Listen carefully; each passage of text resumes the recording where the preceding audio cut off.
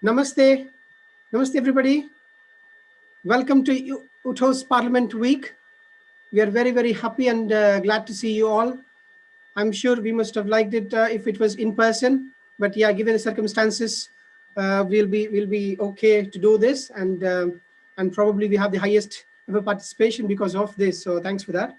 So before we go further into it, as we all know, today is the Remembrance Sunday. So let us pay a small tribute and respects to our lost heroes. So on Remembrance Sun today, we will remember all our fallen heroes who fought for our freedom and pay our respects. Many are unaware that 1.3 million Indian soldiers served in World War I and nearly 2.3 million in World War II. So a total of 163,000 soldiers lost their lives in the both world wars. So we pay respects to them and thanks for their sacrifice. And now, before going further into the program, let me give you a small snip of the program, what to expect for today. So after this, we will have a short introduction about the UTHO, the UK Telugu Hindu organization, and then we'll have kids sharing their parliamentary week experiences, and then we'll have Mrs. Jackie speaking, and then we'll have Mr. Naveen Tanguri speaking about his things about the democratic process at the ground level, and then we'll have a quiz, and then goes on to debate, the most exciting part of the event for me especially. And then we'll have Mr. Jack speaking, and then finally we'll conclude with vote of thanks. So this is the order of the day. And then now it's my privilege to welcome you all for UK Telugu Hindu Organization's UK Parliamentary Week sessions. So UTHO is formed in 2017 with the purpose to unite all Telugu Hindus under one roof and help them take pride in their roots. UTHO aims to promote not only Telugu culture and language, but also aims to promote Samskar, Seva, and Sangathan. Samskar is values, Seva is more than charity, and Sangathan is unity. UTHO strives not only to help Telugu Hindus stay closer to their roots, but also to equip current Telugu generation to foster Hindu values in their children, who are going to be the future Telugus in the UK. Let us now all watch a small introductory video about the journeys of UTHO, especially in the last 1 year. There are so many activities that we have done, so let us all watch a small video. Can I ask to share the screens, please? Namaste. Welcome to UK Telugu Hindu Organization. UTHO.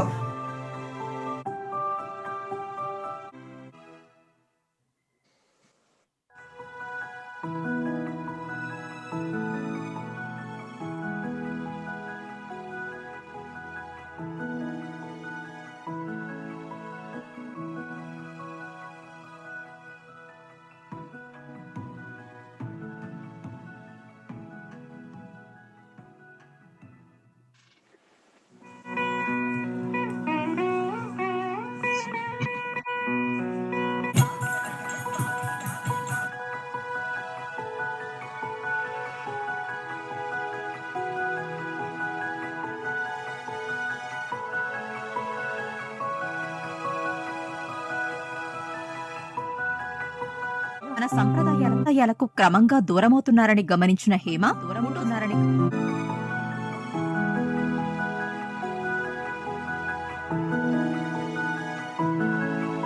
We are in unprecedented times. Just take 10,000 units of vitamin D every day until this COVID is over.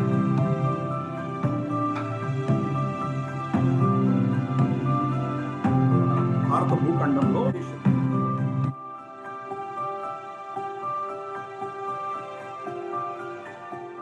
How did these temples come up? And we also saw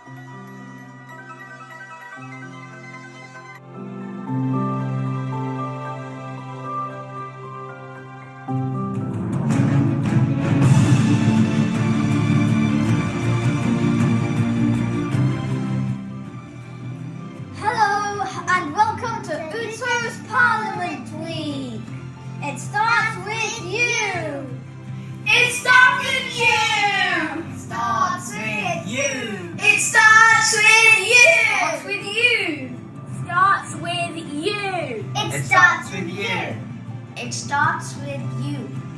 It starts with you. It starts with you. Starts with you. Starts with you.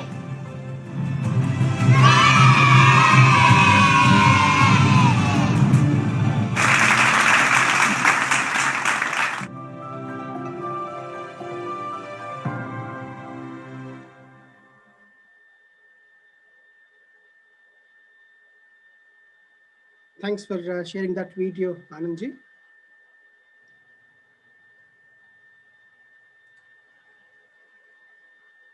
Yes, I think everybody must have enjoyed the video. I'm sure towards the end, you can see a lot of excitement among the kids, and then we were all looking forward for this day. So the big day is here, and it already started.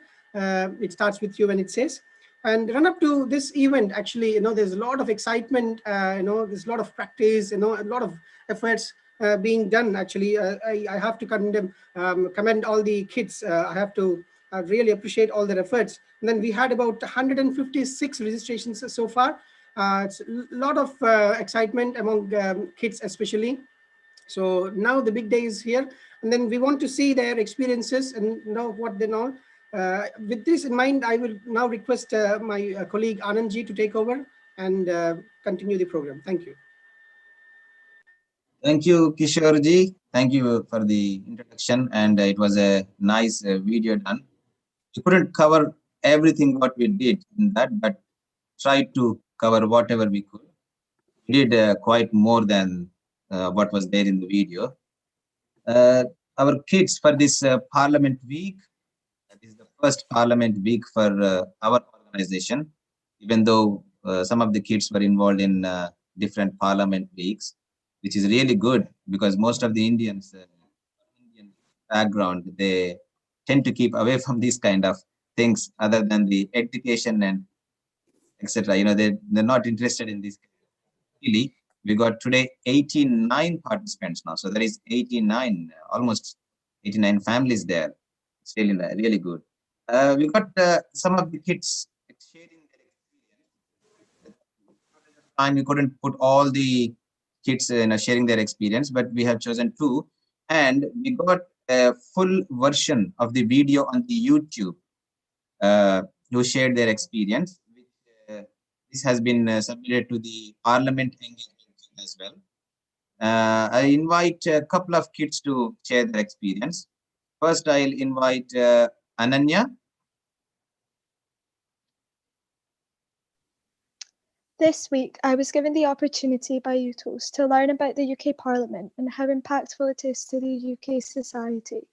Parliament exists as it represents the UK's interests and makes sure that they are taken into account by the government, who are the people responsible for running the country. However, the government does not have the power to make new laws or raise taxes unless they have the Parliament's approval. The UK Parliament itself is made up of three central components: the House of Commons, the House of Lords, and the monarchy, with the predominant business of Parliament taking place in the two houses, and both houses have to approve a decision being made, typically.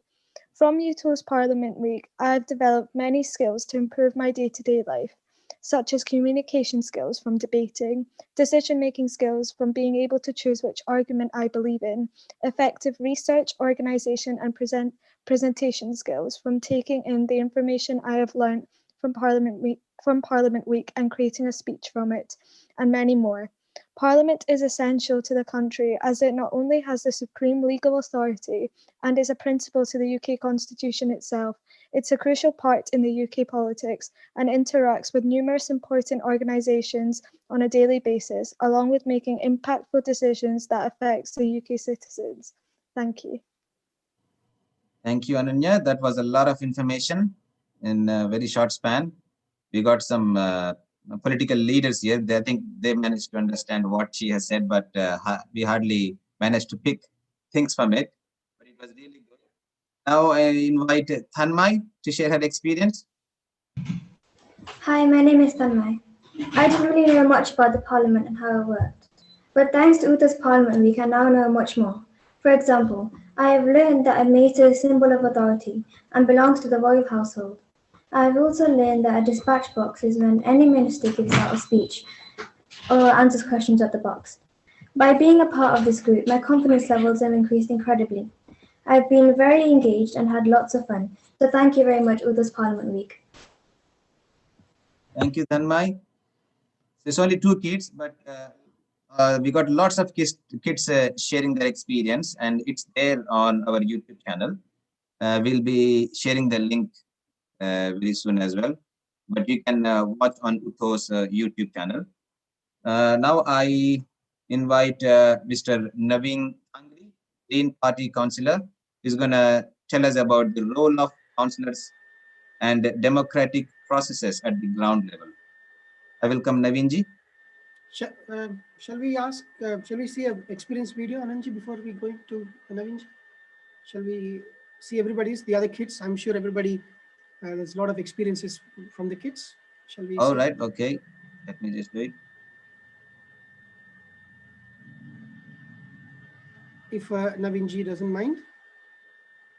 Well, I'm okay with it. Let us see more kids, more kids yeah, excited. Yeah. So we'll see everybody's experiences.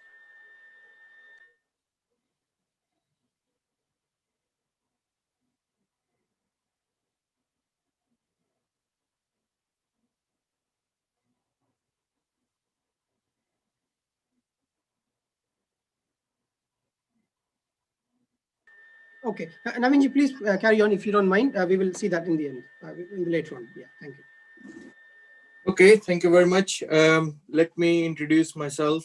My name is Naveen Tangri, and I'm the district councillor from here in Leamington, Brunswick Ward.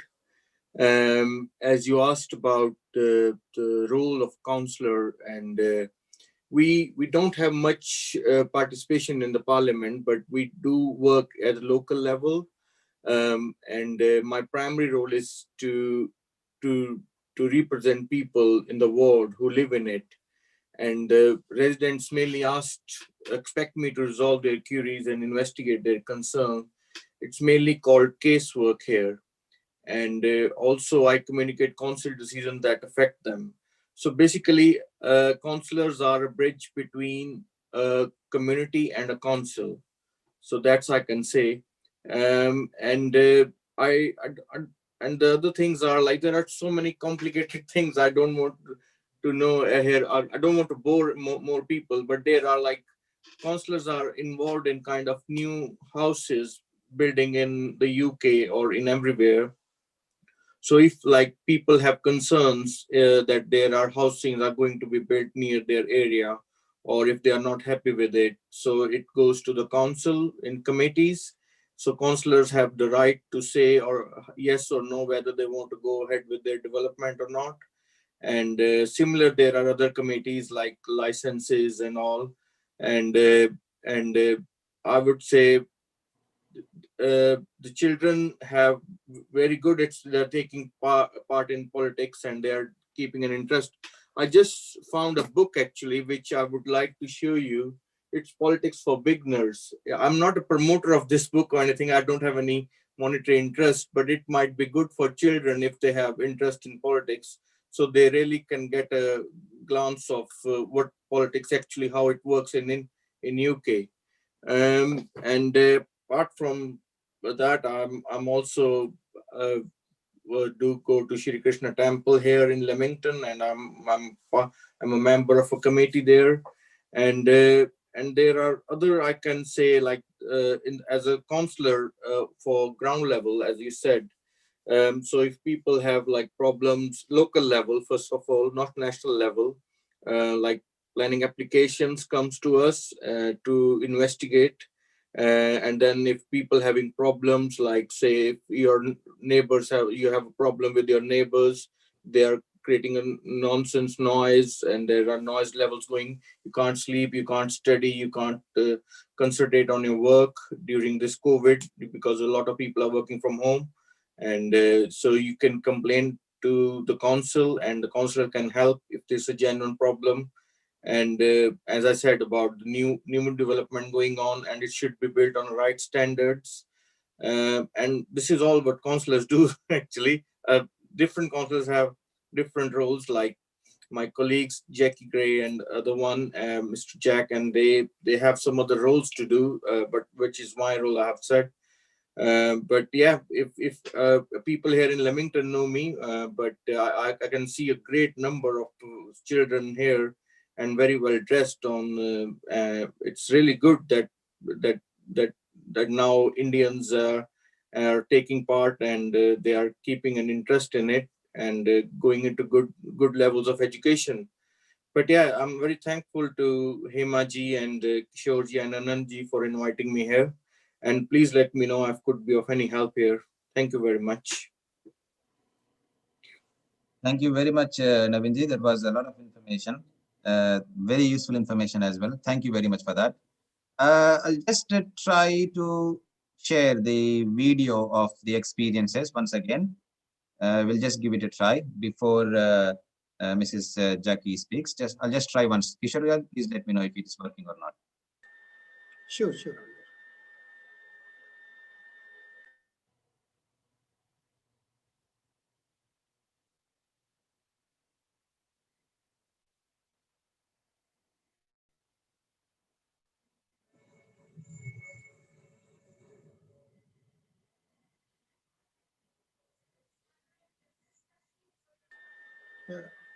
No, Anand Garu, it's okay. We will try it again.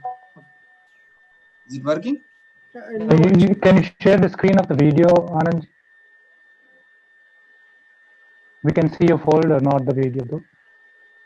No, it is playing actually at my end. It's okay. We'll continue, and we'll see after Jackie.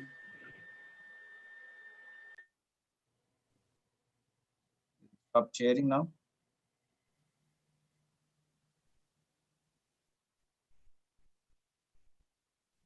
Right, now I invite Mrs. Jackie Gray, who's going to speak on the importance of Parliament in the democracy. Thank you. Hello, everybody.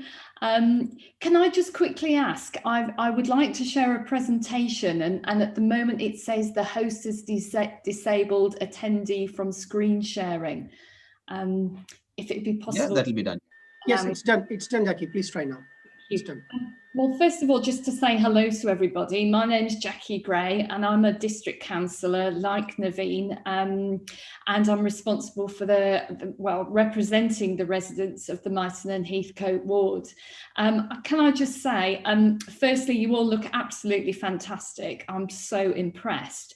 And also, Ananya and Tanai, there isn't much more for me to say, because I thought that was such an excellent summary of what Parliament and democracy are about. So anyway, I think I'm going to repeat some of the things here, but bear with me. Let me just say, there we go. Can everybody see my screen? Yeah. Okay, so you asked me to talk about Parliament and democracy, and obviously, the UK has a parliament and a government, but many countries throughout the world that do. Obviously, there are many differences. For us in the UK, our elected parliament and our democracy, it represents our democracy. Now, I had to put this slide up here. Does everyone know who this is? So Guy Fawkes and Bonfire Night, notorious for attempting to blow up our Parliament building. And I think it's fair to say, because of its importance, Parliament and democracy has played a big part throughout the UK's history. So you'll see here, this is our home, the home to Parliament, the Palace of Westminster. So as Ananya quite rightly pointed out, Parliament is made up of three parts: the House of Commons, the House of Lords, and the monarchy. And because we live in a democracy, we have an opportunity to elect members of Parliament to represent our views. And this is critical. We all have a chance, every individual, to make that choice. And as I'm sure you know, the political party who gets the most seats is asked to form a government, and the leader of that party becomes the Prime Minister. So here's the role of the monarchy. The reigning monarch invites the leader of the winning party to become the Prime Minister. And no big surprises, in terms of who that is at the moment. So in December 2019, at the end of last year, when I was voted in as a district councillor, the Conservatives took 365 of the 650 seats in Parliament. Now, in addition to that, probably through what you'll have seen on the news with COVID, it's really highlighted the fact that within the UK, there are a number of other parliaments that are also making more local and regional decisions. So Scotland, Wales and Northern Ireland have their own parliaments. So as well as the House of Commons, we also have the House of Lords, and they're not elected, but they're appointed by the Prime Minister and by the Queen. And they have quite an important role. Their job is to actually challenge what the government are doing. So to be that kind of, you know, conscience and scrutinise and ask the questions. And as Tanai mentioned, they're also very much involved in making laws. So once elected, you know, Boris Johnson, our Prime Minister, then the Prime Minister has to make decisions about selecting other MPs, other elected members of Parliament, to head up important departments in the government. And the reason I've put this elected Secretary of State, this elected Member of Parliament, is because Robert Jenrick, who this person is responsible for housing, community, and basically local government. And both Naveen and myself as district councillors are represented in Parliament by Robert Jenrick. So the Prime Minister, once he's elected, selects his cabinet, and also the members of the House of Lords, as I've mentioned. And here's a picture of our UK Parliament in operation. And I think it's fantastic. Every Wednesday morning, everyone gets to ask lots of exciting questions, or not so exciting maybe, questions about what's going on. So again, this is a really important part of democracy, that people get a chance to challenge openly and have their questions answered. Now, we touched on this again, Tamai mentioned this, that laws are also made. They begin life as a bill, they're debated by MPs in the House of Commons, and then they're passed on to the House of Lords, who suggest or make amendments to them. And basically, if everyone's in agreement, they become a law, but if not, they go back and need further amendments. So basically, that kind of summarises very quickly what the Houses of Parliament are and their role in democracy. It's basically where our elected MPs come together to actually make decisions about the direction of our society. So I'm just going to try and stop sharing there, and I hope that covered a little bit of the background off for everyone.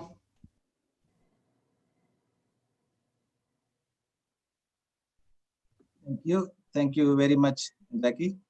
It's okay. Thank you. It was a brilliant video, actually.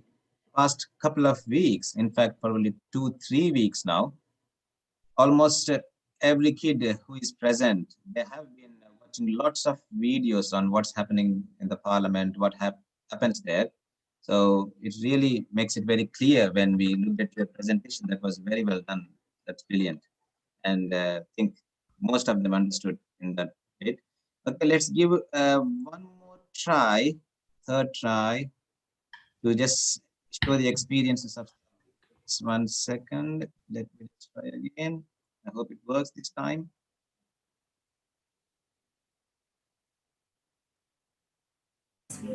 There are purple ribbons attached to the coat hangers in the members' cloakroom, allowing MPs to hang up their swords as well as their coats. At least one MP takes advantage of this. Big Ben is actually the name of the bell inside the clock tower, not the actual tower itself. I've learned a lot about UK Parliament during Parliament Week. If the member, other than ministers and shadow ministers, want to reserve a seat for the day, they have to write their name on the prayer card and put it on the prayer card holder. For an act to become a law, the Queen must give a royal assent and sign it. Thank you. I was always really shy to contribute in debates because I was afraid of the conflict that came with bringing up points, no matter how good they were. But now, thanks to UTHO's Parliament Week, my confidence in debates have really grown and I've been bringing up a lot of good points. And I can successfully say that I'm going to start joining some more debates at school too. The facts I learned about Parliament. The official title of the House of Parliament is the New Palace of Westminster. The building is colour-coded, gold in some parts used by monarch, red for the Lords, green for the Commons. Despite there being 650 MPs, the chamber has only 427 seats, meaning there is often standing room only on big days such as the budget. I thoroughly enjoyed Parliament Week because of the many facts I have learned. I used to sometimes watch Parliament sessions going on the TV with my dad, although I didn't really understand what was going on. But now, thanks to Parliament Week, I know where the ruling party sit, where the opposition sit, what a dispatch box is and who uses it and what it's used for. Parliament Week has been very educating and informative. Thank you for letting me be part of it. I have really enjoyed Parliament Week for all the facts that I have learned about Parliament and how it is run. UTHO's Parliament Week was inspiring, informative and fun. We learned the process of how a law is made and even explored the Houses of Parliament on a virtual tour. These are just some of the facts I learned from UTHO's Parliament Week. Thank you.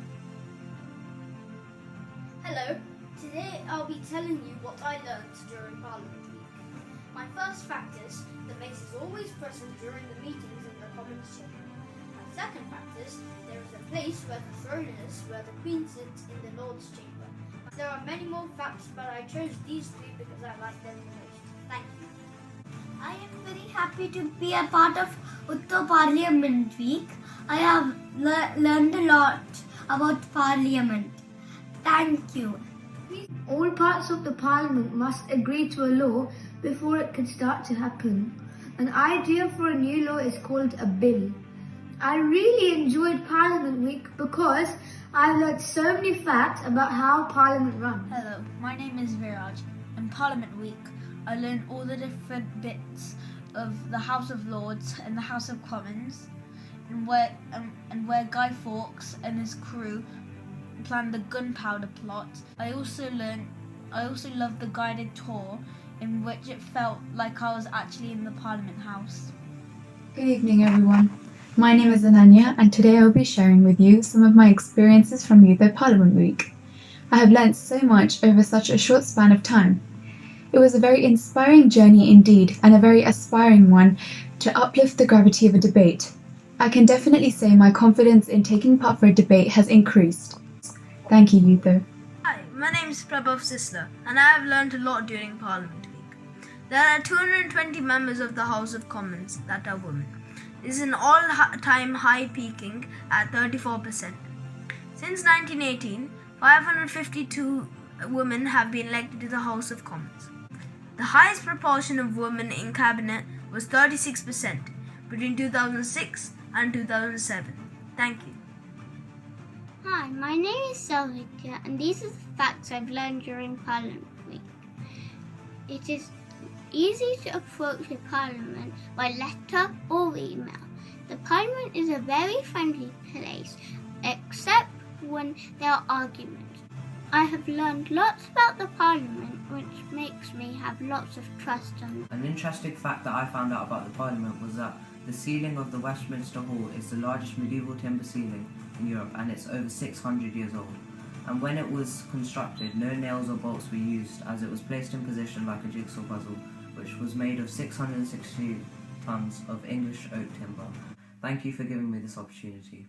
And I had a lot of fun during Parliament Week and learned a lot.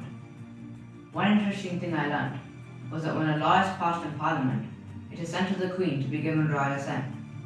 However, the interesting thing is that the Queen does not have a say in passing the law. and it is more of a formality, which is quite a revelation for me. Thank you to everyone who organised this Parliament Week. And I learned a lot of things during Parliament Week. One thing that I learned is that some places in the House of Parliament, such as the June Tower and Westminster Hall, still contain the medieval features. Today, I'm going to be telling you what I've learned in the UTHO Parliament Week. One thing I learned is that all 1,100 rooms have been completed in 1870. But another key fact I know is that in the 11th century, the House of Parliament was also known as the Palace of Westminster.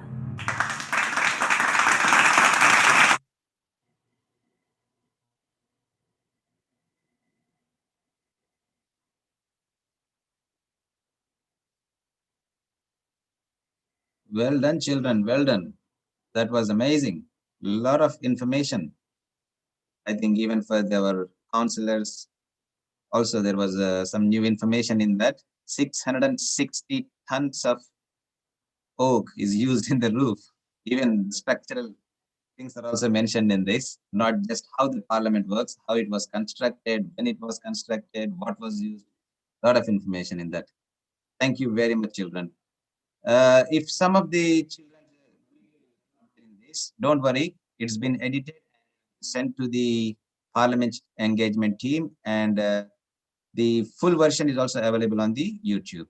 Now I ask our colleague Kishorji to take over and just conduct the quiz. Not just talking about how the Parliament is. Now he's going to ask questions. So be ready. Kishorji? Yeah, thank you, Anandji, for that.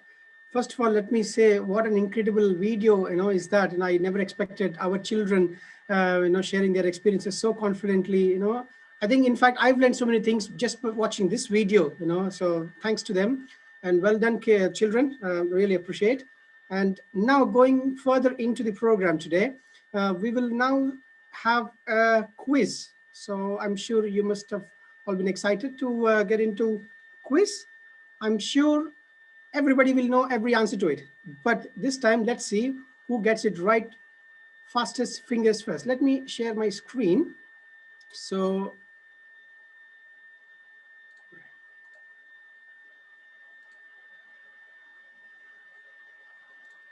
we will ask you, so the chat function is open for everybody. We will ask you to type the answer in the chat box. So whoever gets it first, let's see who gets the fastest fingers first. So you're able to see my screen, right? Yep. Yeah. Can you put in presentation mode? Yes. I think it's a bit slow, but it should. Yeah. So still not there.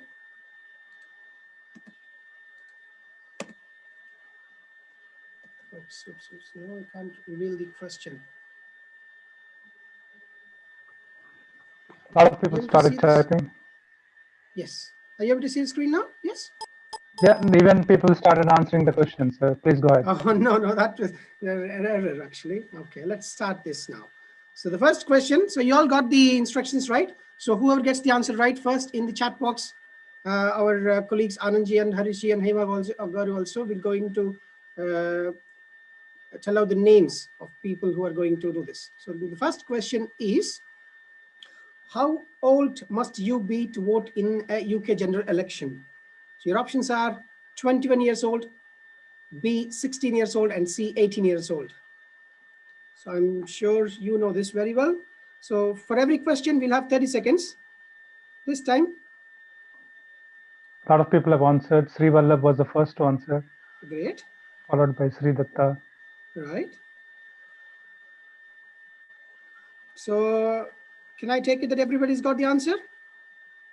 Who else is left? Still thinking, guys? Oh, no. Are you still thinking? Right. Okay, then. Time up. The answer is 18-year-old. So you must be 18-year-old to vote, but you can still register from 16, right? So this leads to the second question. The second question is, what is the name for the large rooms where each house debates? Your options are A, chamber, B, hall, C, theater. Wow, wow, wow. Look at that. Everybody's just jumping and typing all the answers. Excellent, great to see. Right, I'm sure everybody is finished typing their answers. So the answer is chamber. We got more than 200 answers, yeah. Right. Both the houses meet in their chambers to debate the big issues of the day and vote on new laws. So I'm sure everybody knows this. That leads to the third question. And it is, what is another word for a law? Your options are A, ace, B, act, C, rule. Wow, wow, I can just see my screen popping up with all the answers. And mostly, they're all right answers. Important, yes, yes. I'll give you another 5 seconds. 2, 1, 0. The answer is act. Only when both houses have agreed can a proposed law called a bill becomes an act of parliament. So the next question is, what color are the seats in the House of Lords chamber? Your options are A, blue, B, red, C, brown. We can't get this wrong because everybody must have watched the Parliament sessions sometime, and then you must have noticed the colors. But remember, I'm asking for House of Lords, yeah? So another 5 seconds and we will get to see the answer. I think people are getting confused. I can see that between House of Lords and House of Commons. I'm not able to see who's typing so fast.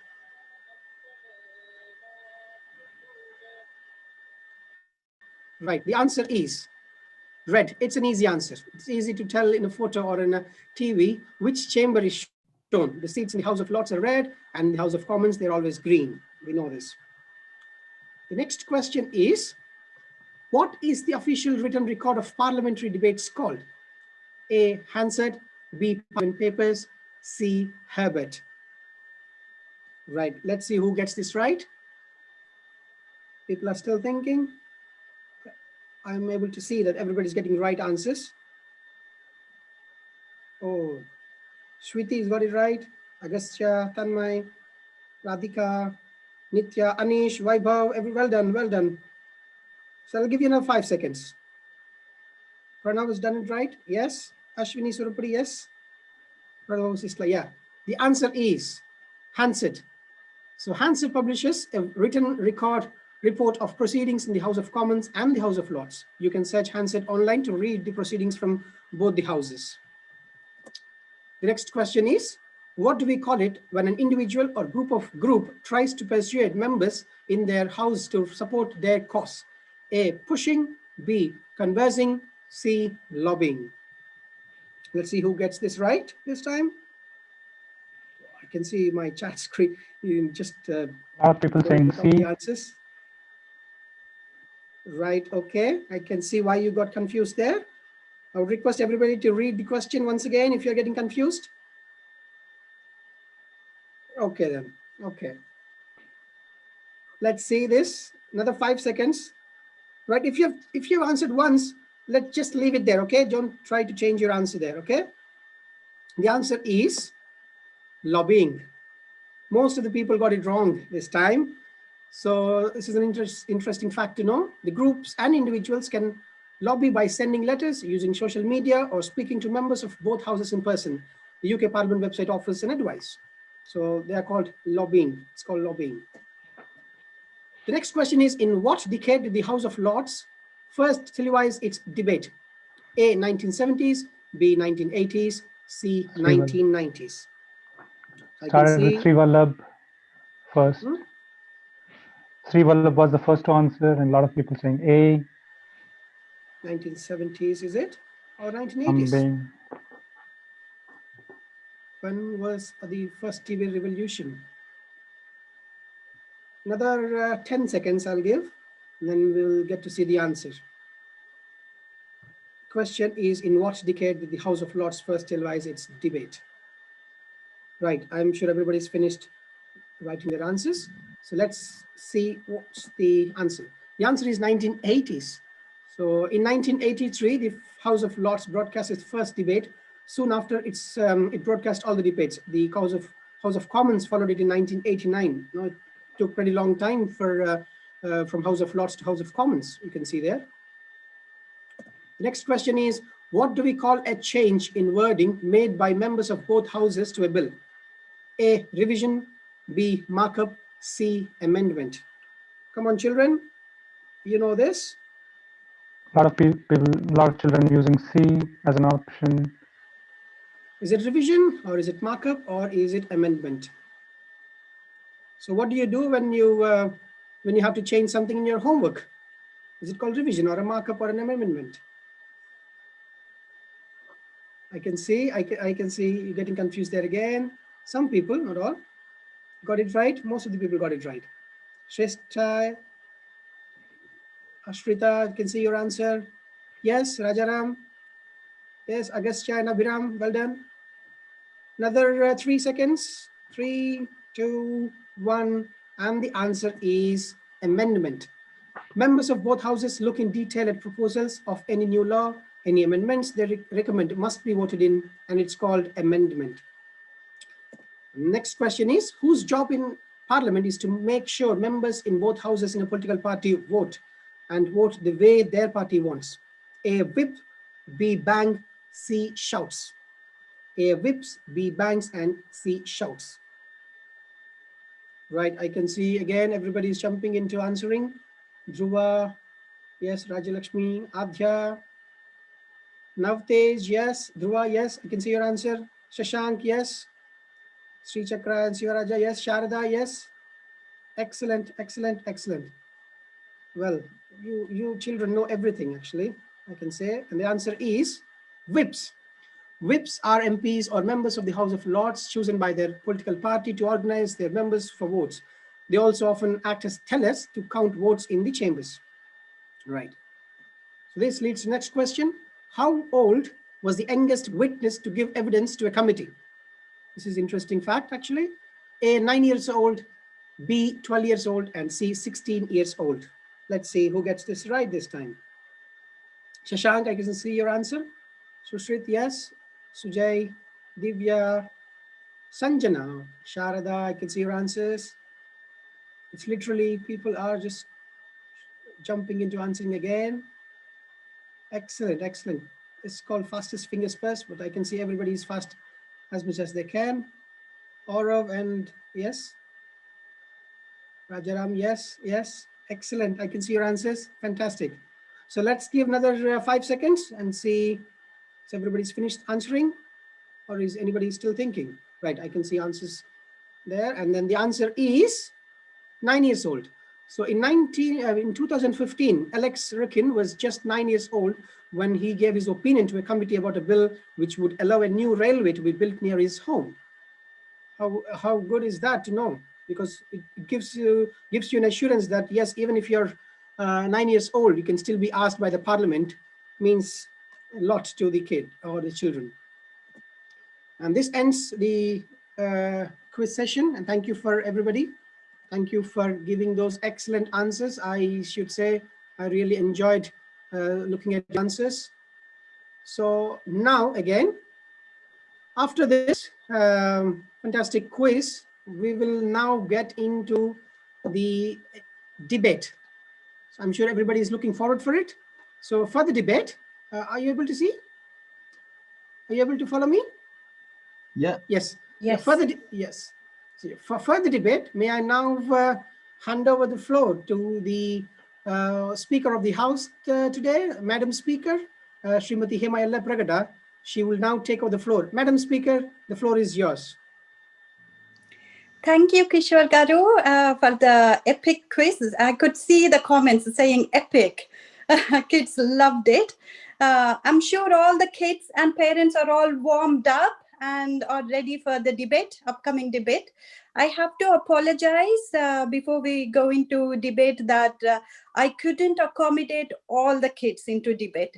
unfortunately, because we have had the overwhelming response and we could only have 20 children. So could only take them according to first come, first serve basis. If it can be of any consolation, I have 3 kids, none of them are in the debate, okay? All the spaces were given to kids who came and registered first. So next time, this is a lesson, next time for Parliament Week, you have to be quick at registering yourself, okay? Now, moving on, before I will don the hat of a speaker now. I may not match up to our good old John Barkow, but I will give it a try, okay? Let me get into the, yeah. Good afternoon, everyone. Multilingual Party has tabled a motion that Telugu British children should have an opportunity to sit for a Telugu language GCSE here in the UK. The question is, as on the order paper, as many as of that opinion say aye.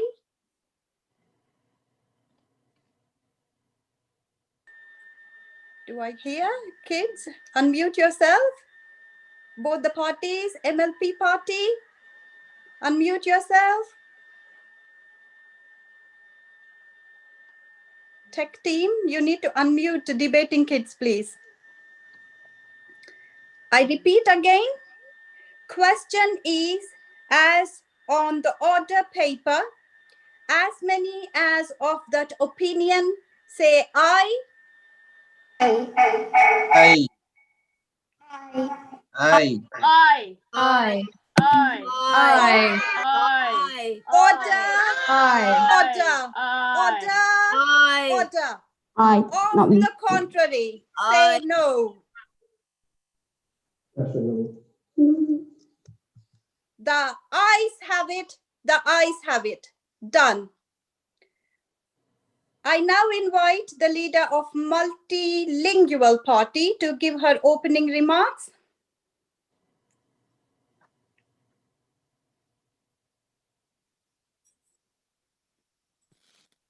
Spurti. Thank you. Madam Speaker, there are thousands of Telugu people living in the UK, and the numbers are on the rise due to the new migration policy. The British High Commissioner to India, Dominic Asquith, who was on a visit to the Telugu cities in May 2019, said Telugus are very strong in IT and medical sectors and envisages a migration framework where the strengths of India will work with the new migration policy has been framed in view of the Brexit, provide a level playing field to all countries. He said that Telugu students and students benefit the most.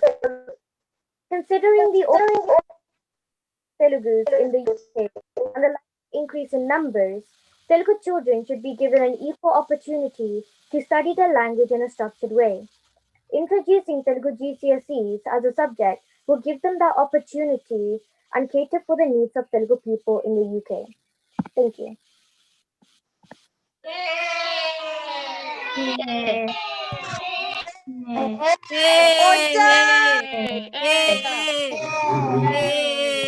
Who seconds that?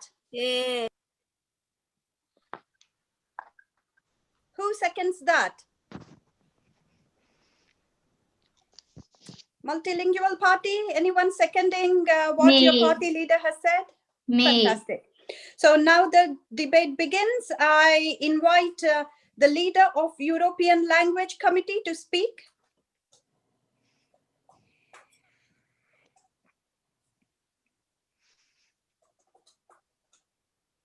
Kishore Garu, please unmute.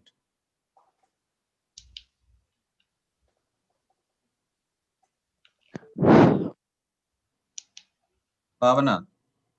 They can unmute themselves. They can unmute themselves. I'm Madam Speaker, and my right honourable friends. I'm leader for European Language Committee. My right honourable MP Suti has also the inclusion of Telugu as GCSE. Can you all hear properly? I will receive my piece point out that there are thousands of Telugu people including Sorry to interrupt. We can't hear you, dear. Spurti, Kirti.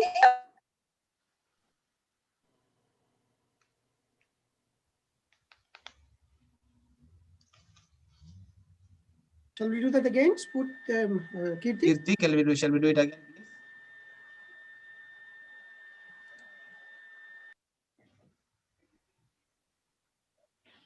Can you hear me now? Maybe you We can can't see you either. Your video should be on and your audio. You're breaking up. Can you hear me? Your voice is breaking. Can you go to Spurti's one?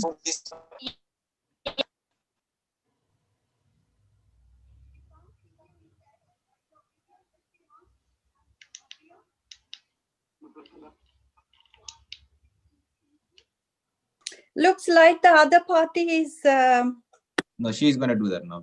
Yes, fantastic. Can you hear me? Yeah. Yes, we can't see you, dear. We need to see you as well. Oh, my video is on. I'm coming through your Spooties. Yeah, okay. Yes, we can see you now. Please proceed. Madam Speaker and my right honourable friends, I am the leader for the European Language Committee. My right honourable MP Spooty has asked for the inclusion of Telugu as a GCSE subject, but I feel that it will not be received as we expect. My right honourable MP Spooty has pointed out that there are thousands of Telugu people in the UK. There are only 34,000 people, both adults and children, out of which the number of children would be no more than 10,000, which means that not a lot of people would pick Telugu as a GCSE subject, even if given the opportunity.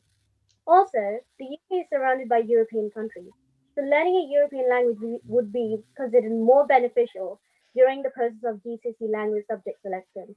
In addition, students across the UK have been studying languages such as French, Spanish, and German throughout the years, so picking a language they have already been used to and studying for their GCSEs would be much more greater to get good grades. Hence, Telugu would not be a popular pick as a GCSE language subject. Thank you. Finished.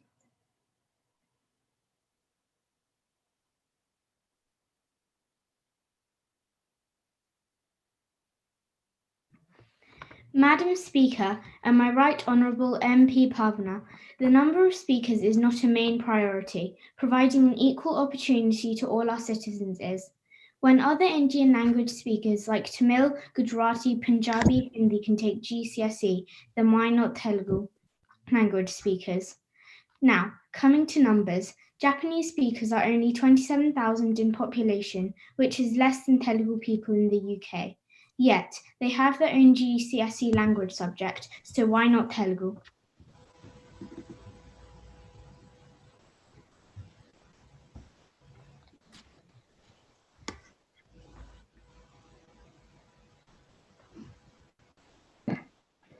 Yeah, next please. Unmute Ashrita. They should be able to unmute themselves, please, everybody, all the children. Yeah, she has done it, yeah. It's going on mute again. Madam Speaker, my right honourable MP Shrestha, Telugu language has a very complex structure when compared to European languages. Its complexity compared to its Hindi counterparts make it less likely to be chosen, as well as its unpopularity compared to Chinese or Japanese. Because of the extreme complexity, students will naturally find it harder to manage and focus on even more important subjects such as maths, science, and English, which are categorized as the core subjects. It's not just the higher number of alphabets Telugu has, but the sentence formation and grammar are way too complicated. It would take a few years to learn just the basics and a few more to master it to sit for a Telugu GCSE. In fact, many people from Mumbai, India's commercial capital, found Telugu one of the most difficult languages to learn. This means they'll be less likely to speak it. With it being the commercial capital, it not being spoken there means it's not as useful to learn. Malayalam is widely known as the most difficult Indian language. However, many who speak Malayalam found Telugu the most difficult language for them to learn, showing the complexity of the language. The Telugu language is also intertwined with our literature and scriptures, making it even harder, thus proving that Telugu is simply too advanced for GCSE exams. Thank you. Madam Speaker, and my right honourable MP Ashrita, Sanskrit, Tamil, Chinese and many more GCSE languages we have right now are equally or more complex in grammatically and language-wise. For example, Chinese has 100,000 characters and out of which 3,000 to 6,000 are used. That is 280 times more than the English alphabet, which has only 26 letters. However, there are children sitting for Chinese GCSE in the UK. And as for being able to manage other core subjects, those who have taken Chinese or Tamil or any other language with scripture should also face difficulties. Besides, the GCSE is optional. Those who have the interest to take Telugu for GCSE will do so. Thank you. Thank you, Madam Speaker. My right honourable MP Tanmay points out that Telugu is less complicated than Chinese. But let me point out there are many more Chinese-speaking people than Telugu in the UK. Now, coming to Indian speakers in the UK, compared to the number of Telugu speakers, the population of people who speak Tamil and Gujarati are far more in numbers, so it's understandable to have their own GCSE subject. Also, even in India, Telugu isn't even in the top 3 languages that are spoken across the country. In addition to that, in India, many places don't have Telugu on their curriculum. So the chances of you actually using it in India are very low as it is. So that means it's not very practical to learn, as you won't be able to use it as much as other languages. Thank you very much. While it is true what my right honourable friend Anish said, I believe that it is not about how popular a language is, but how we use that language. For example, Latin has died out in the 6th century, and I wanted to find out why many children are still learning and choosing it for GCSE. So I figured out that we are learning Latin so that we can deduce the text written in this language. So it must be agreed that we should learn Telugu, as there are 10,000 roughly pre-colonial inscripts that exist in Telugu language, so that we can also learn about the people living at the part of Indian side. Thank you. Madam Speaker, my right honourable friend Sufrit, when we learn European languages, we do not go into a lot of depth like we would have to when learning Telugu. It take a lot of time to learn Telugu because the scripture and grammar is complex. Each letter in Telugu represents a sound, unlike European languages. In Telugu, there are vowel, diacritics, conjunct consonants for each consonant. Telugu has 52 letters, which is twice as many alphabets as English. This means it is twice as hard to learn and remember. It is also a tongue twister. During GCSE, we don't have much time to learn a native language like Telugu. It requires more time to learn. Lack of time and resources may result in a low grade or exam failure. This will impact post-GCSE opportunities in later stage of education. So I strongly recommend Telugu should not be a GCSE subject. Thank you, Madam Speaker, for this opportunity. Madam Speaker, my right honourable friend, those who come from a family where Telugu is the mother tongue will not be able to speak their language, to learn their language in a structured format. The majority of 2nd and 3rd generation Telugus cannot speak their language. Few can understand the language but are unable to respond fluently. Even this is only possible by hearing parents or elders speaking Telugu. This would be drastically improved if those who wish to learn their language could do so in an organised format, so they have a better chance of achieving both fluency and confidence in this great language. Madam Speaker and my right honourable MP Pranav, when introducing a language as GCSEs, we should not only think of Telugu people, but also consider how many other language speakers will also be interested in taking it. For example, Chinese or Hindi is not just taken by the children who are connected to these languages, but by wider people in the UK. Now, coming to Telugu, not many people know about Telugu, so they are more likely to choose another known language or a European language other than Telugu. More than that, we use English a lot more and there are very limited opportunities to use Telugu to communicate. So, compared with languages like Spanish, French or German, it wouldn't be chosen. Thank you. Madam Speaker, my right honourable friend Arjun, learning a complex language such as Telugu will help in increasing their cognitive skills and improve their intelligence and the retention of memory. Telugu is more than 70% close to Sanskrit, which is mother of all languages, so Telugu language speakers can understand all Indian languages. Telugu language speakers can not only understand Telugu culture, but other Indian cultures across India and can connect with their roots. It is also scientifically proven that languages, when learned, decrease the risk of dementia and Alzheimer's.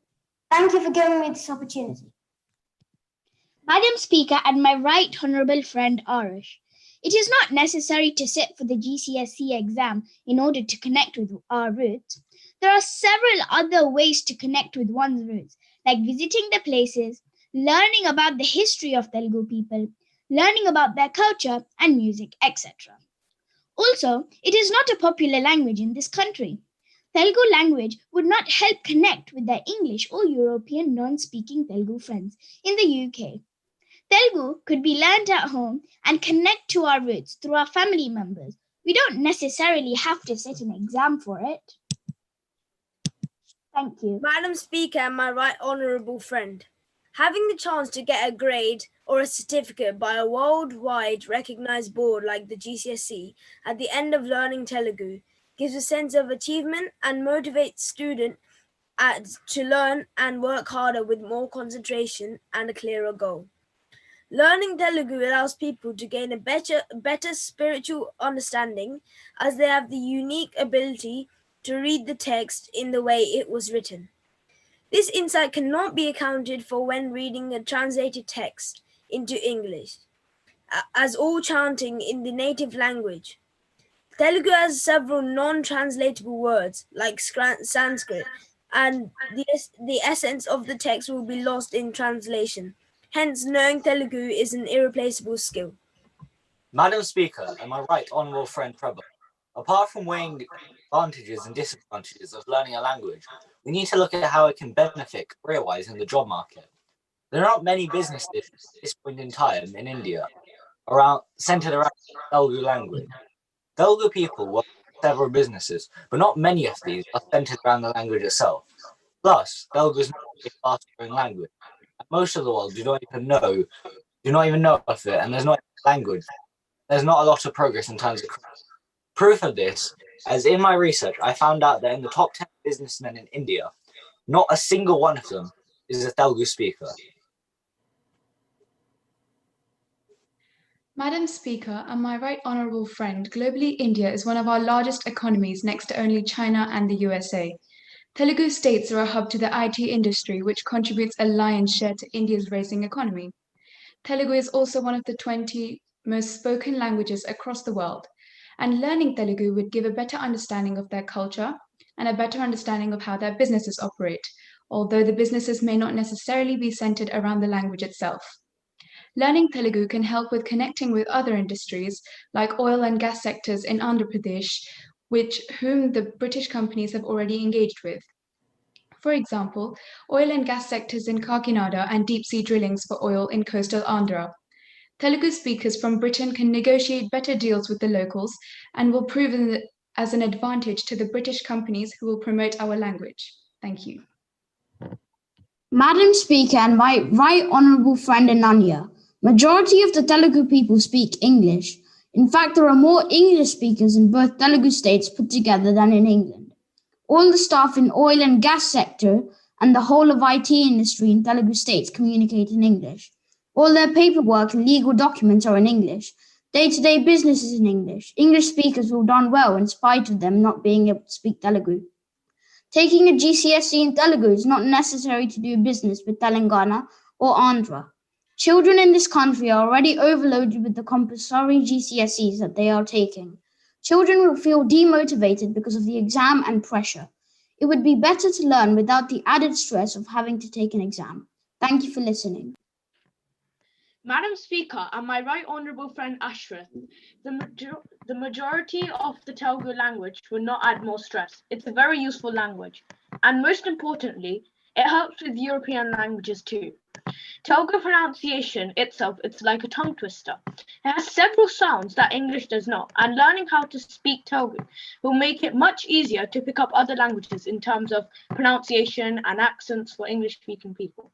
So words in languages such as German, French, etc., would be easier to pronounce. Furthermore, Telugu does not decide the gender of a word, therefore not adding even more stress. So, in summary, Telugu has its own merits in learning in a structured way. Thank you. Madam Speaker and my right honourable friend Weber, setting up any new GCSE requires a lot of money and effort, let alone a niche subject like Telugu. It's very unlikely that Telugu will be taught at schools, and so it puts extra stress on the GCSE boards to streamline the qualification process, along with setting up a syllabus and assessments. The onus will be on students to find and pay for private tuition out of their own pocket and dedicate extra time to make up for the lack of Telugu lessons at school. £46.5 billion is spent annually on secondary education, and the government is unlikely to increase that further, especially in the current COVID-19 and Brexit world. It's neither a financially viable option nor a practical one in the current difficult environment. It's better we spend that money to support people affected by COVID and Brexit. Thank you. Madam Speaker and my right honourable friend Madhav. Yes, introducing Telugu as a GCSE will involve several resources, but we cannot use the existing resources to use. For example, there are many people who are teaching Telugu through various Telugu organizations, so we can take their advantage. These organizations are centered around Telugu culture and language. They are already promoting the language and would be willing to help that too, without charging the GCSE board any money. They might even be generous enough to give financial aid to the government for the introduction of Telugu GCSE as a subject in the UK. Thank you. Madam Speaker and my right honourable MP, if children were taught Telugu for their GCSEs, it would not help them career-wise, as the whole world is advancing in technology and all coding is done in English. This includes industries like the software industry, the gaming industry, and the hardware industry. For example, in gaming, everyone speaks English, and most game developers require English, so Telugu won't be very useful. Some of the biggest game developers like Nintendo, Rockstar, and Ubisoft are all English companies, and they have no need for Telugu. In software, top companies are Microsoft, Adobe, and Oracle. All of these also require English to do the coding and communicate with the people. And in hardware, the components need to be coded in English, which again gives no use of Telugu. Thank you. I now invite Multilingual Party, who has tabled the motion, for closing remarks, please. Thank you. Madam Speaker and my right honourable friends, I encourage you to consider all the points my right honourable colleagues have raised on this very important subject to our Telugu community. That is, Telugu should be a GCSE language, and that Telugu people should be given this opportunity so they take their language learning seriously and not lose it completely for their next generations. We are the weakest links as we are away from Telugu culture and language. If we don't learn it, then it will be lost for our next generation. It is important that we integrate well into the local culture and language, but not lose our own identity and roots and disintegrate. Integration is good. Disintegration, however, isn't. Let's protect our roots. Think about it. What is a tree without its roots? It's just wood. We all know it takes years for a tree to grow and takes only one stroke for it to become just wood. It takes minimum 500 years for a language to be created and can take just 2 generations for it to die out completely. In our case, that is, people living outside of India, it only takes 1 generation for it to be lost in our families. We need to protect our roots by learning our language. Language is a key linking us to our culture, heritage, history, and a connection to our extended families in India. Language is an irreplaceable skill to have to connect with grandparents and extended families. Apart from protecting our roots, it has several advantages like my right honourable colleagues have pointed out. It helps us by increasing our cognitive skills, helps us by alleviating signs of Alzheimer's. As Telugu states are IT hubs, and it would be an advantage. The advantages certainly outweigh the disadvantages of learning a language. So, my right honourable friends, let's take a right decision and vote for the motion and give an opportunity to Telugu people to sit for Telugu GCSEs. Let's vote for the motion. Thank you.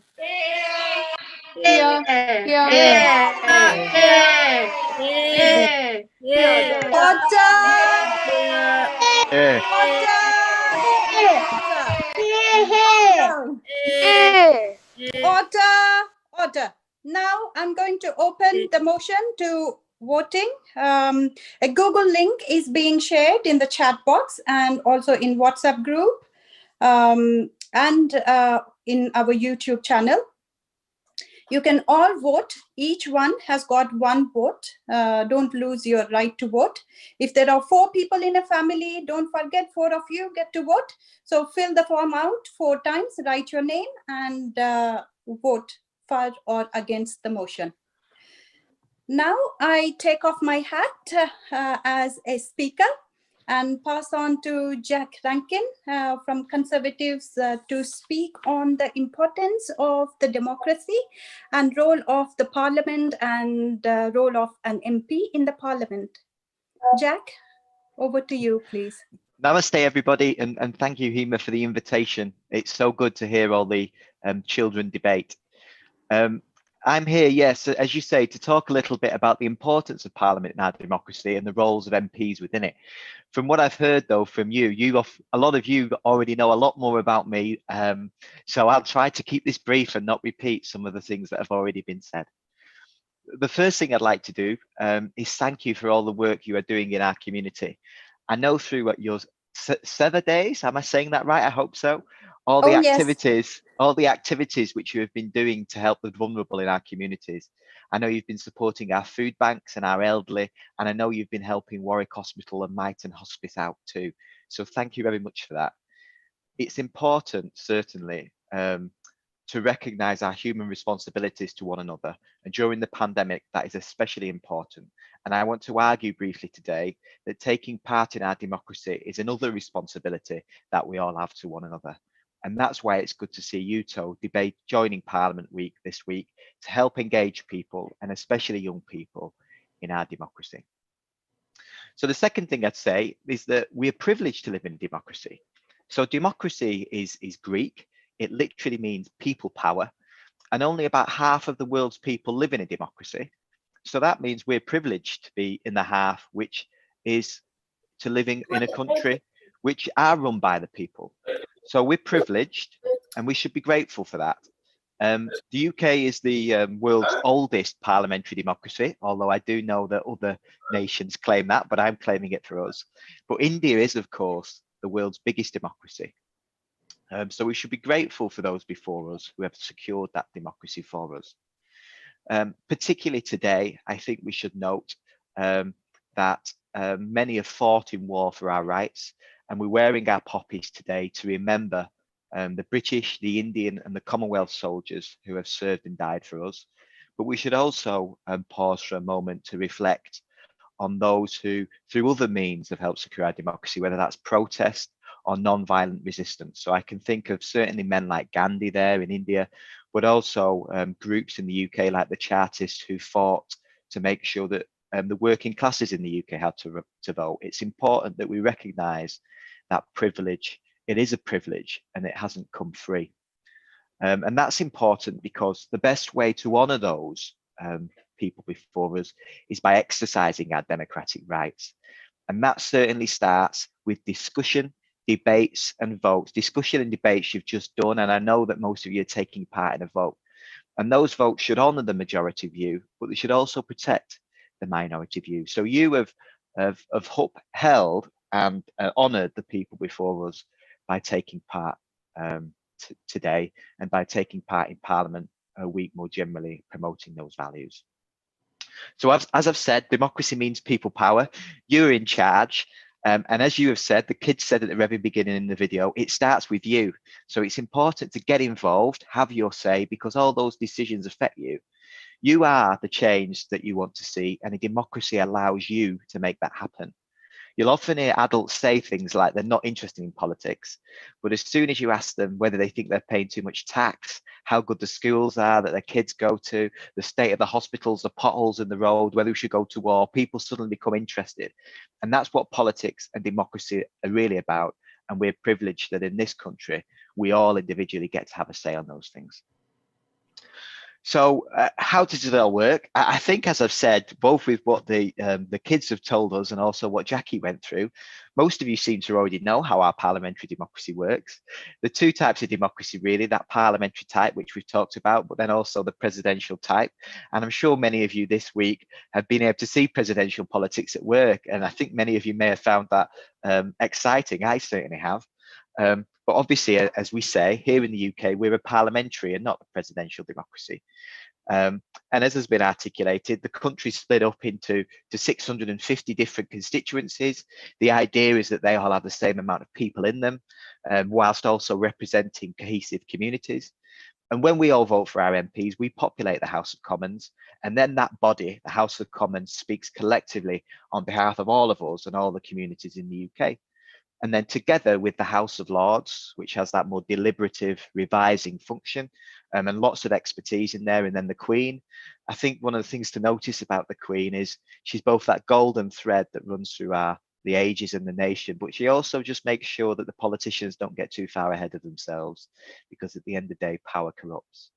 And then the three of those bodies come together, and together they're Parliament. And it's changed a lot over the last 1,000 years, but that shape is still there. And our Parliament has got increasingly democratic over the years, and most of those powers sit in the Commons. And that, as I say, is responsive and responsible to you. So how does that Commons come together then? How do you elect your MP? How does that and how does all that work? So so the democratic arm, that House of Commons that you elect. So sadly for me, I'm not an MP. I've stood twice, most recently here in Warwick and Leamington in December, but I've been unsuccessful. But I think I'll try to give you a little bit of an idea of what you should expect from your MP. So an MP is a funny role in that there's many different aspects to it, and lots of them compete with one another. So the first kind of thing, which Jackie touched on in her presentation, is the MPs get to decide who the government is. So if you cast a vote for a Conservative MP or a Labour MP, you're helping to decide what the majority is in the House of Commons, and then they get to decide who the government is. So by taking part in your election for your MP, you get to decide then who the government are. So your MP becomes part of the set of people who decide who our government are, but then they also have to hold them then to account. So if you think that the government and the Prime Minister have lots of power, and they do in this country, but they are held to account by the House of Commons. And if they lose the confidence of the House of Commons, then they lose their government, so they lose their power. So you think the government is all powerful, but really the House of Commons is all powerful, and the House of Commons is elected by you. You are in control. And then if the government wants to change laws, the third thing an MP does is they get to debate and vote on laws, as you've just done and just shown us there. So if any government wants to change a law, your MP gets to say, and that's just happened. That's happened this week. So the government wants us to go into this second lockdown, but it can't just say that. It can't just decree that. It has to go through the House of Commons and House of Lords. And that's what happened this week on the coronavirus lockdown. The government had to go to the House of Commons, and the House of Commons got to vote, and they voted for it, so it became law. But when the House of Commons do that, that's going to affect obviously the taxes you have paid, because it'll cost a lot of money. It'll affect our NHS, hopefully for the better. It will affect your parents' businesses. So you have the opportunity to write to your MP, put pressure on your MP so they understand your views, which they're there to represent. And ultimately, if your MP does things, votes in ways that you don't like, you can vote differently next time. And that will both put pressure on your MPs to vote the way you would like this time, but also mean that you can make the change in the future. So your MPs are deciding who the government is, holding them to account, bringing them down if necessary, making sure that the laws that they pass represents you. But then they also do things like casework. So Councillor Tangri talks about his casework as a councillor, and MP will also have casework, and they'll have to deal with all sorts of issues on behalf of their constituents, whether they're issues about pensions, whether it's issues about tax, whether it's issues about immigration. On any kind of issue, you can write to your MP and they can intervene on your behalf in terms of government institutions to try to help. So they've got all those different roles, and then they've also got to be visible and active and support their community. You know, whether that's schools, local businesses, or community groups, they have to be close to all these groups so they can best represent us in Parliament. So hopefully that's given you a little bit of an idea of all the different strands that an MP does and how they are answerable to you and how you can hold them to account in the future. They work for you. So I'd just like to wrap up there, I think. And what I would say is that in the debate we've seen there, you've shown us what you have both learned this week and how you can be part of and take part in the democratic process. A democracy means the people have the power to make the change, and that change is all you young people out there, and you are our democratic future. So thank you for being involved today. And I would just say to finish, please get involved as you have, stay involved. Remember, it's your democracy. Thank you. Thank you so much, Jack. That was really packed with information. I'm sure all our listeners, young and adults as well, I would put it as kids and young adults, okay, are all inspired, and they will take more active part in politics, hopefully. Thank you so much, Jack. Yes. And we are moving on to vote of thanks. A huge thank you to all the politicians who have attended today. Of course, Jack Rankin, whom you have just heard. He is our Conservative leader here in Warwick and Leamington Spa, Conservative Party leader. And I thank Jackie Gray, Councillor, and also Naveen Tangriji. Thank you so much for attending our Parliament Week and also giving us knowledge to all the kids and also parents. And a huge thank you, of course, to the Parliament, the UK Parliament, for all the resources they have given us, all the support and encouraging emails that we got, and they have been tweeting about us and retweeting, liking all the tweets that we were tweeting about our Parliament Week. It was very exciting for us as an organization. This is our first Parliament Week, and we are very thankful to the Parliament. Children truly found it very educational. And not only children, we adults learned a lot about the UK Parliament too. Of course, thank you to all the parents who have helped their children to learn and pass on the resources. I know it's not a physical event or physical Parliament Week. We have had a bit of, we couldn't see each other, and we had few teething troubles, but then we got through it. And thanks to all the parents for supporting your children. And children, you have been phenomenal. I have been watching all your videos and all your texts, texting me throughout the day. Auntie, is this good? Auntie, is that good? I loved it. Thank you so much. And I'm happy that you took active part in this. I thoroughly enjoyed this Parliament Week, and I hope you did too. What we will do is we will give out a feedback form, or you can give us your feedback in our WhatsApp Parliament Week group. If we did well, give us a thumbs up, send us few encouraging words, so we get motivated and hold another Parliament Week next year. If we haven't done well, that's also okay. Please send us your comment so we can improve for next time. So both ways, we would like your feedback. Please do the comments, send out the comments on YouTube, send out comments in both UTHO group and also Parliament Week WhatsApp groups, please. Thank you very much. And last but not least, this is very important. We always go into town, take a wreath and remember all the soldiers. But this time physically, we couldn't do that. But let's not forget all the soldiers, both British, Commonwealth, and also Indian soldiers who have given their lives. So we are living a safe, we are living safely here. So let's not forget them as well. Thank you, everyone, and see you all soon. And namaste. Thank you.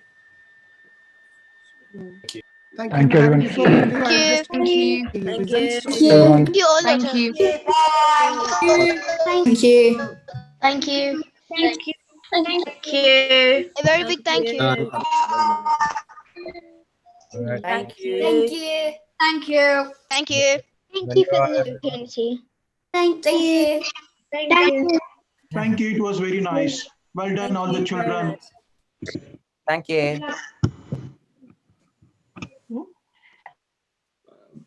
Thank you.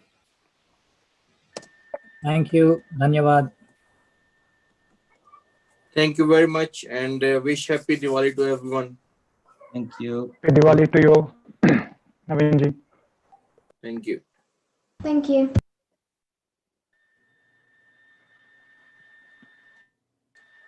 Just the team stay